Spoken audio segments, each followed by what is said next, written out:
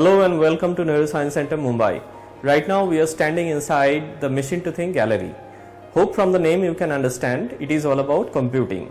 But before we talk about computing, we need to talk about counting, because the concept of computing has come into existence from the concept of counting. The concept of counting is as old as human civilization, because ever since people learned to exchange their materials, learned to trade, they felt the necessity of counting.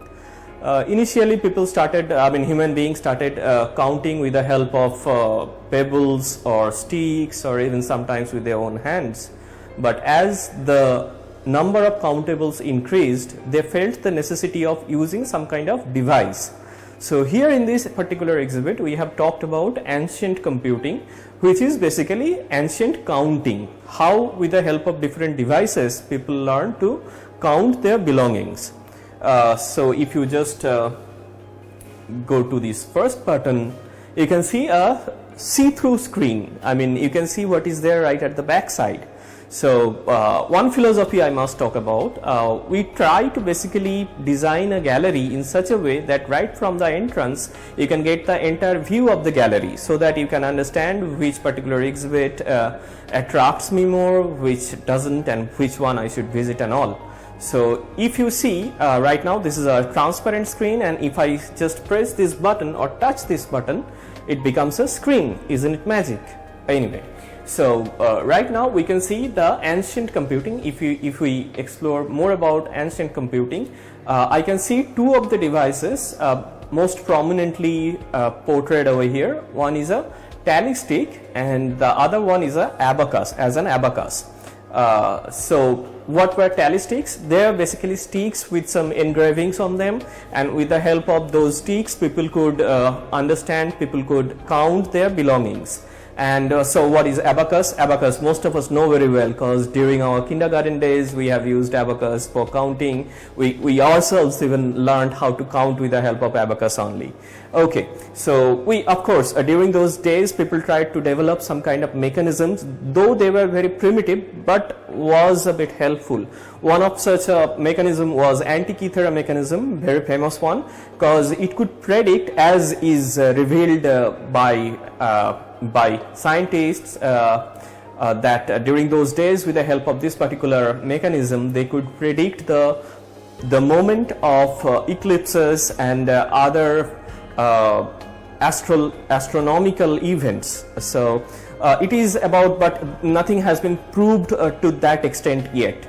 Okay, so now let us go back, and we have so far talked about ancient computing or ancient counting. Now let us explore a little more about computing in the pre-industrialization era. As you can see over here, if I touch this button, it gives me a couple of options. One is a Napier's bone, the slide rule, the Pascaline, the step reckoner. You can see one interesting thing over here, that if I explore the Pascaline, it is a little more complex, and it involves more number of mechanical devices like gears, pulleys and all these things as compared to those of the primitive tools. So during the pre-industrialization era, people started exploring mechanisms to automate the process of counting. They could not automate to the full extent, but they were successful to some extent, and that is what we have portrayed over here in this particular segment.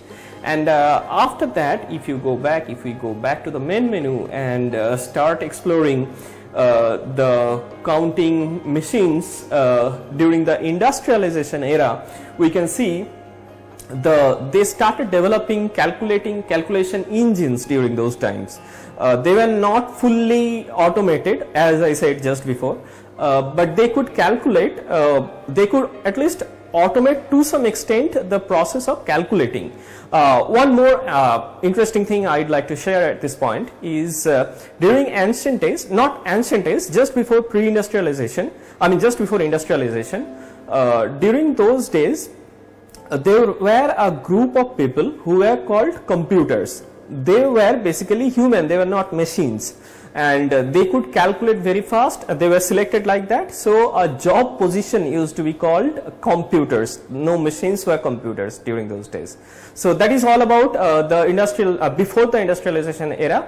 So during those days, people tried to automate the process of calculating with the help of machines, but no semiconductors were there, no bulbs were there, no electronics was there. So that's all about the exhibit, and if you come and visit on your own or over here just after the lockdown is going to get lifted, you'll be able to explore more on these. So far we have talked about ancient computing and computing during the pre-industrialization era, or even to some extent during the industrialization era.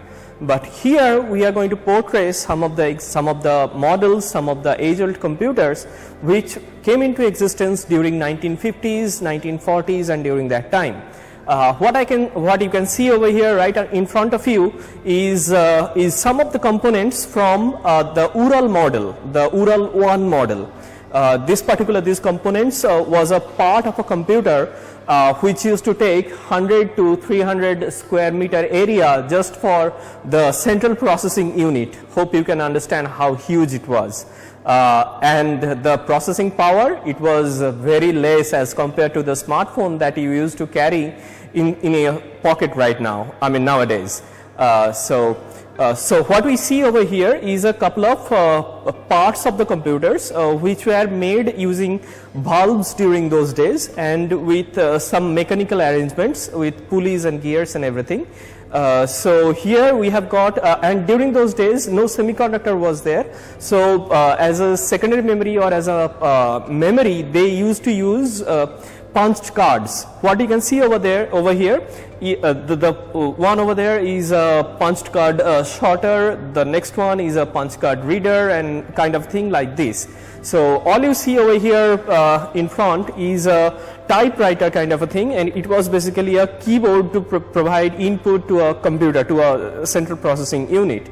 And all these units were so huge. You can understand from all the artifacts that we have kept over here, that the computers were really huge during those days. You can see one label right at the back side in which we have talked about the chronological development of the computers right from 1930s. In fact, the bulb-based computers, they came into existence right from 1930s. We all know about Moore's law. What it says the number of transistors inside a microchip doubles every 2 years. So here you can see those of the computers developed around 1930s or 40s, even after that to some extent around 1960s. They were very huge in size. Even as I said just before, it used to take 100 to 300 square meter area just for the establishment of just for the installation of a computer, which was only the central processing unit with some basic input and output channels.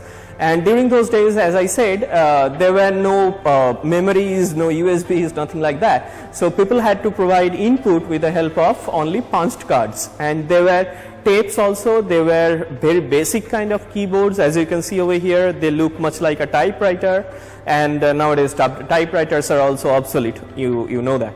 So as you see over there, towards the end of this particular display, that some of the computers kept out there made by Apple, they were very small in size. So that is what I was talking about with a reference of Moore's law.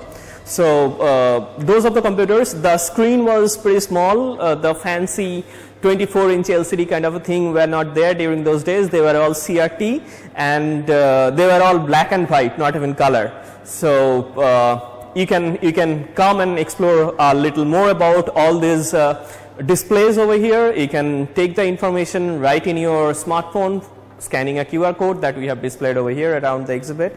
And we have got a screen over here. If you drag the screen right from this place, it talks about different the development of computers in a chronological order right from 1930s. If I drag it, you can see the screen is changing, and it talks about, it continuously gives you displays and information about all those computers kept in a display. So far we have talked about the development of computing hardware, but along with the hardware it would be interesting to mention that there were developments in the allied fields as well. For example, if you just increase the power of the processor, to support that you need compatible hardware like memory, the network cards, and several other things. Even you need to develop softwares which can run satisfactorily or optimally on those of the systems. So right now I am standing in front of another exhibit where we talk about the development of allied fields in the computing. We have so far talked about the development of computing hardware in those of the last two exhibits, but here we have an interesting presentation. We have got a couple of tags, and if I place any one of the tags, it changes the topic, it changes the field that got developed along with computer hardwares for the last couple of decades, you can say. Right now in front of me I have the subject called AI and robotics. AI is pretty famous. Both the subjects are pretty famous nowadays, but they are not as new as you think about. The development started long back in 1939.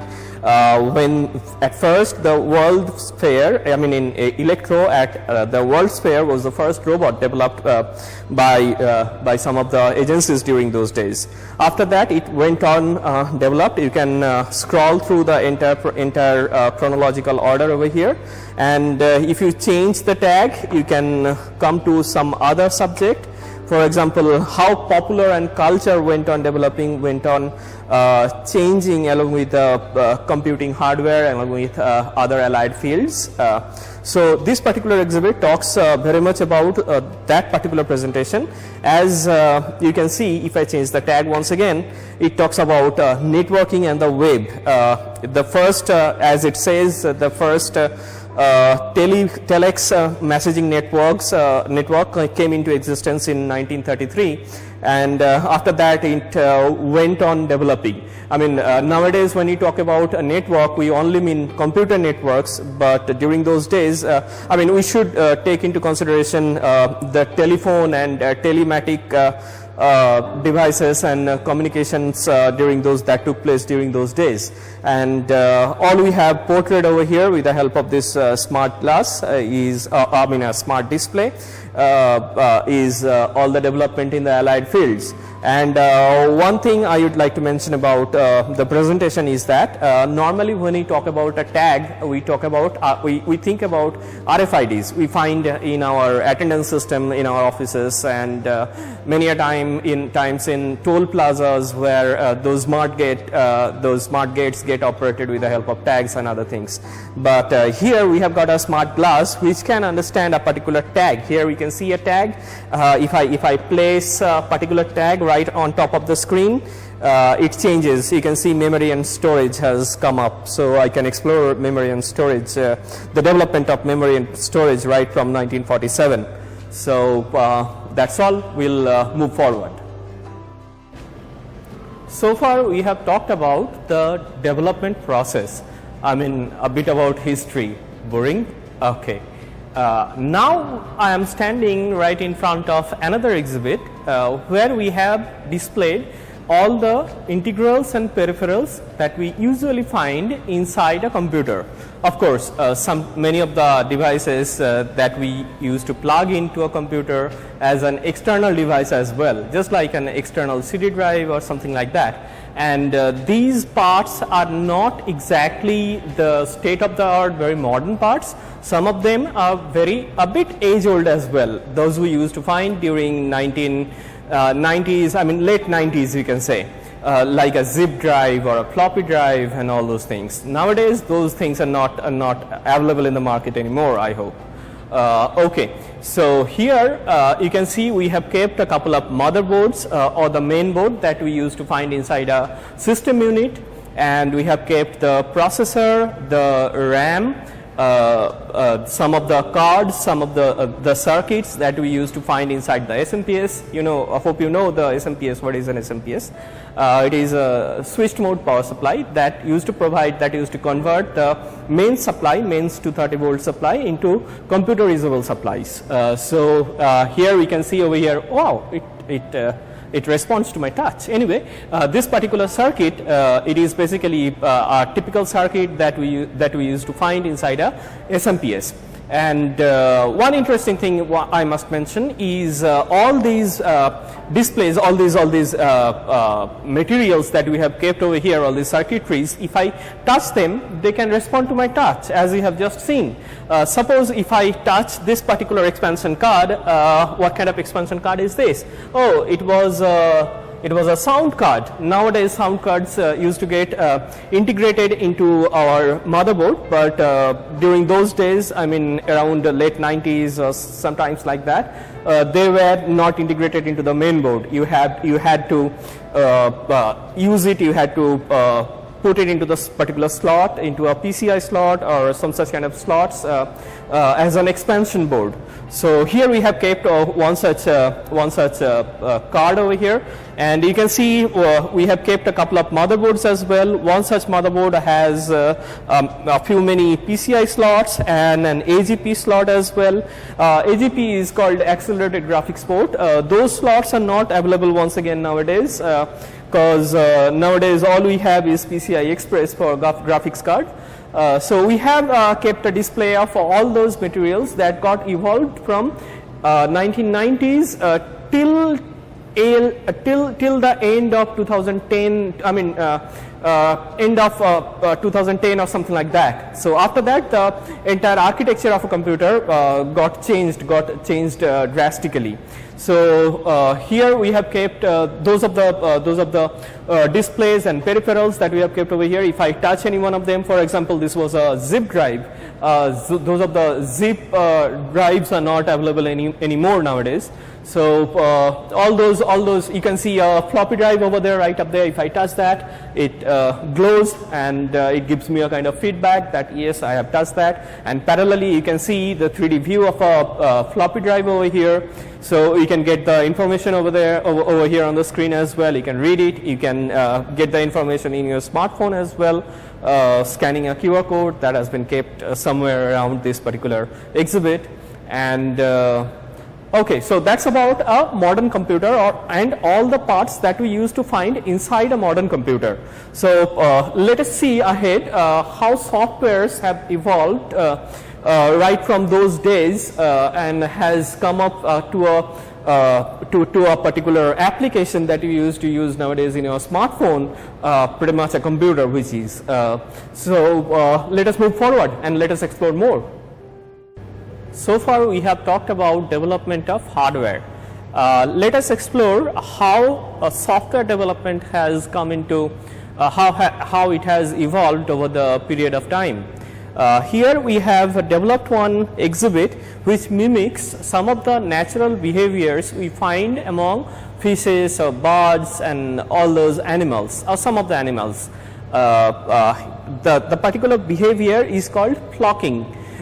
We might have seen a group of fishes together, a group of birds together, which are hovering around, which are searching for food and all these things. So that particular behavior has been explored, has been implemented over here with the help of a software.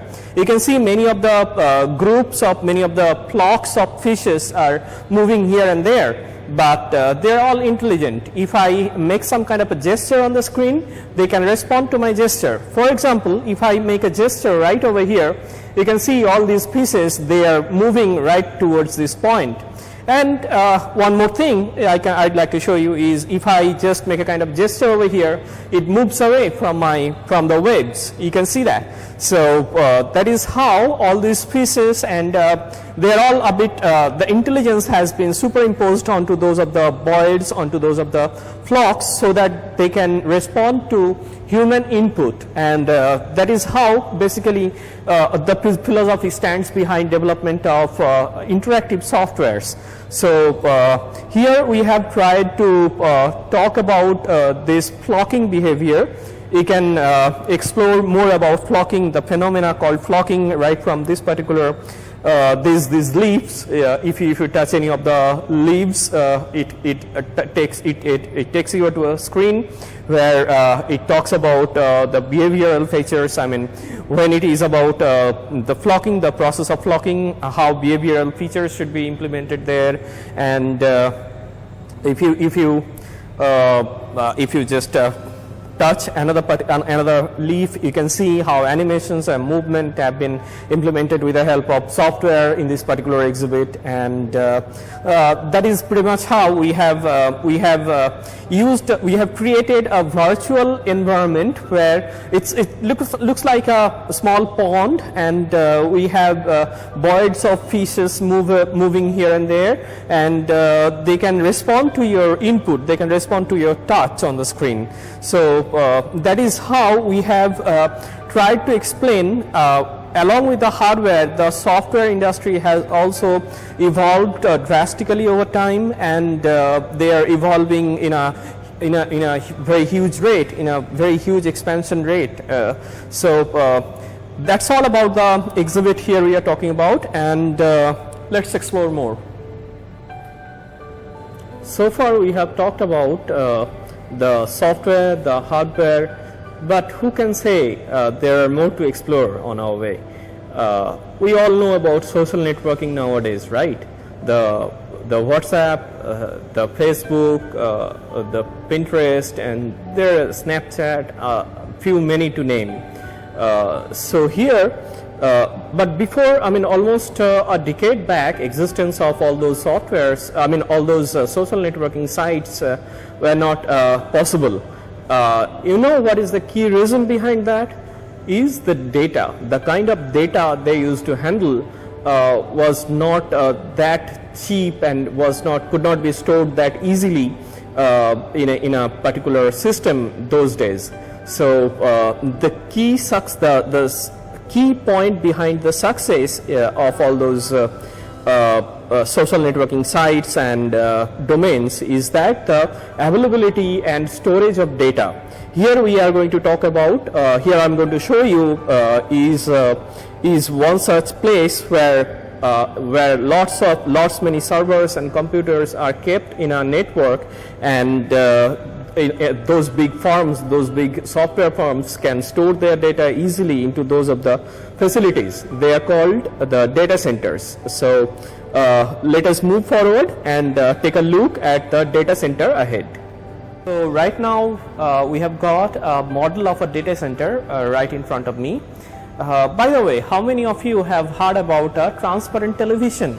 The televisions that we used to find in our living rooms is much like a calendar, not a calendar, pretty thick from a calendar, and they used to remain stuck on the wall, and whatever we get to see over there, it comes on the screen and all these things. But what about a transparent television?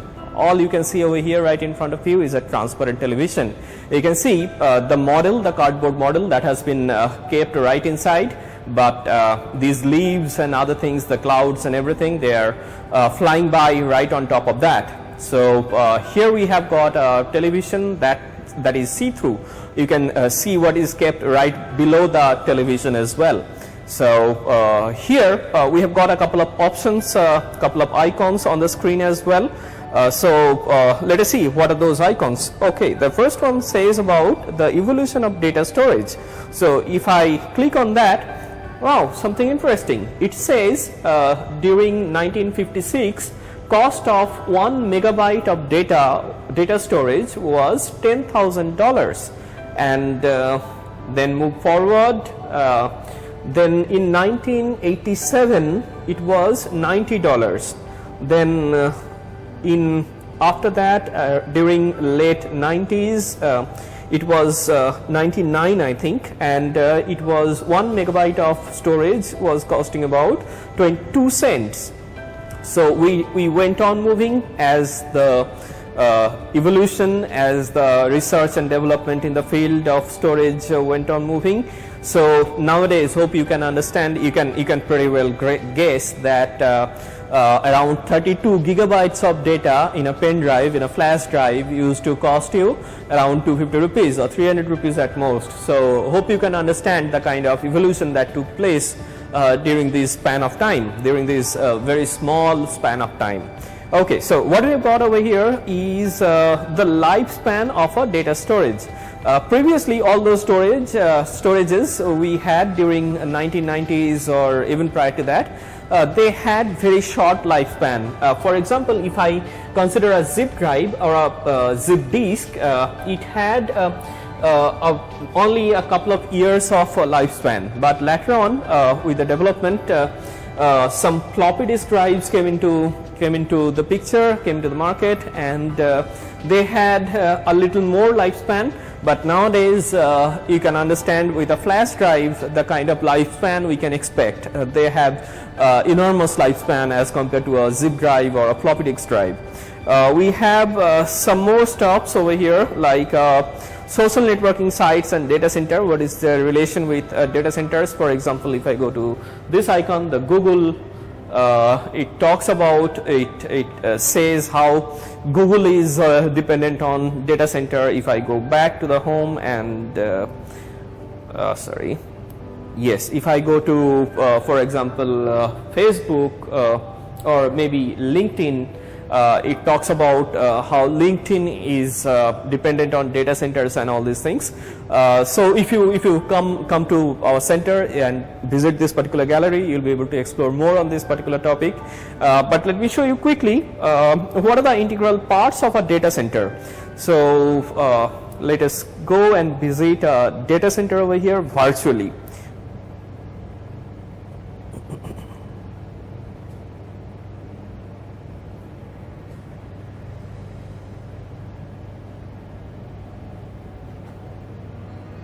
Okay, so these are the very integral parts of a data center. For example, the main warehouse where all the servers, all the computers are kept, and the control station, the server room that I have just talked about, the battery backup unit, the cooling unit, water flow and other things, water flow control unit, which helps in cooling of a very vast area. Then surveillance system. Of course, we all know about data breaches and other scams nowadays. So data vault is a very important thing. Unless we provide proper security for our data, it may lead to a mishap nowadays. So there should be proper surveillance system for a data center. So if for example, there should be proper fire extinguishing system in the setup, so that in case of a hazard, they can control the fire very easily, very quickly. So that's pretty much all we can find inside a data center. And if for example, if I tap any one of them, maybe the server room, yes.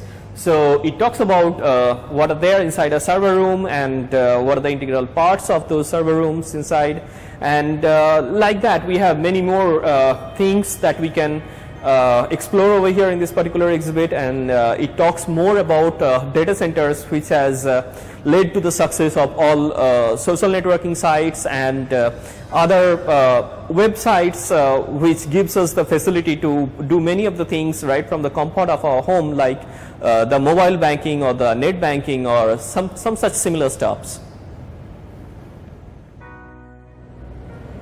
Have you ever wondered how a topographical map of the world is created?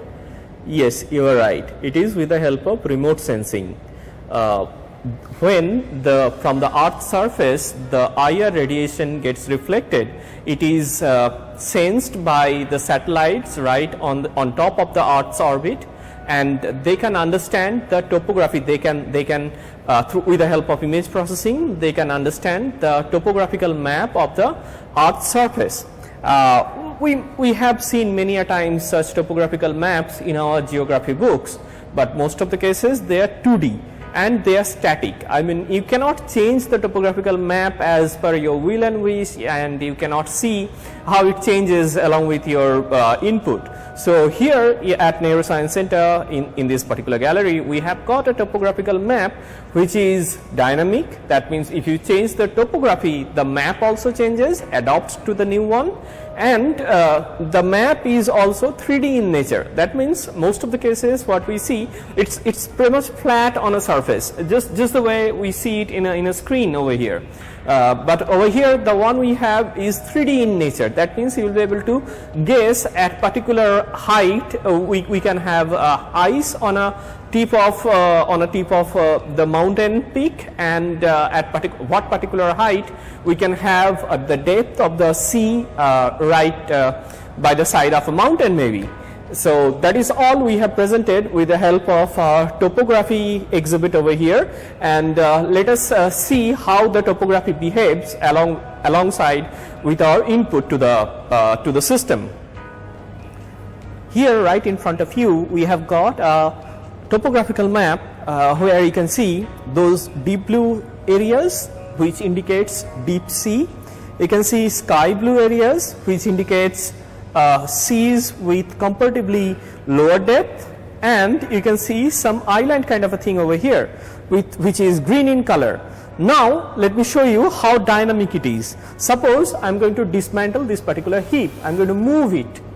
You can see we have got sea over here, a kind of deep sea which is shown over here in deep blue color.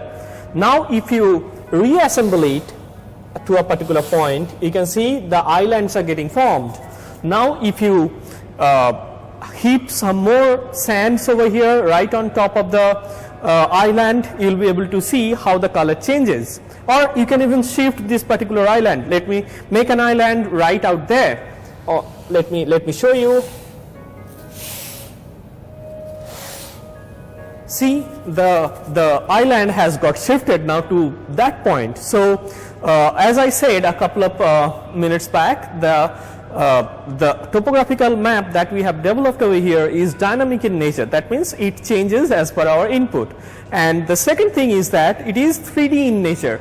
You can see if you would have seen carefully the screen we have shown you just a few minutes back, it was labeling all those heights from sea level in different colors. So here we have shown you the same thing, the green color, the orange color, the yellow color, all these colors indicate some heights from the sea level.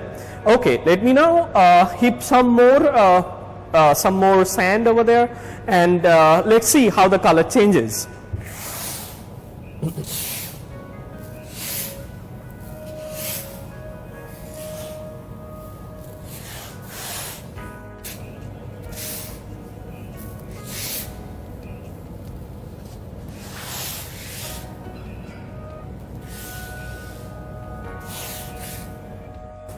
You can see it very clearly that we have very dark, very deep sea over here in dark blue color. Then we have the sky blue color, which is comparatively, sea with a lower depth. Then we have plain lands, which is indicated with green color. Then the altitude increases, and we have come up to a level where it is shown in red color. That means that is at a height almost of that indicates the height of a plateau kind of a thing. So if we go even ahead, even more, if we can heap some more sand right at that point, it will indicate a mountain kind of a thing, a mountain kind of a terrain. And if we go even beyond, we'll be able to see some ice formation right on top of that. So that is how we can pretty much make a topography of false with the help of false coloring, which indicates how exactly the remote sensing works with the help of satellites and other things in real world. So that is all about this exhibit. We'll explore ahead. Right now we are standing in front of one of a major attraction of this gallery, which is an augmented reality exhibit. of course, augmented realities are different types. There can be many types of augmented realities. The major two classifications are the magic lens approach and the magic mirror approach. The one that we are seeing over here in front of us is a magic mirror, is an example of magic mirror. As whenever we stand in front of a camera, we become a part of the scene, and the entire picture get captured by the camera and then merged with computer generated graphics, and even we can interact with the computer generated graphics. And here, as you can see, all those polar animals, the killer whale and other things, they are getting generated in the screen itself, but we are becoming a part of the screen itself, as if it gives us a feeling that we are standing on an island right in front of those whales and other things, where they are interacting with the scene, where they are also a part of the scene. So the other approach of the other classification of augmented reality is magic lens. Of course, it is not demonstrated over here, but it is something like it is very much clear to us. I mean, very much common to us. Whenever we target our smartphone to a particular tag, to a particular image, many a times we might have seen those of the images coming live in 3D, are getting live in 3D. So that is called a magic lens approach, because we are seeing through a lens, and those of the animals or objects, the computer generated graphics or objects, they are getting alive. So these are the two major approaches, and the one that we see over here is much like a magic mirror approach, as I said just before. So if you visit the center, you will be able to get the real feel of this particular exhibit, and you will be able to snap a couple of pictures along with those of the polar animals, which are not really possible in real life, I believe. That's all from my side, from our side, and if you I'd like to welcome you to visit our center again and again, and thank you. Thanks for watching.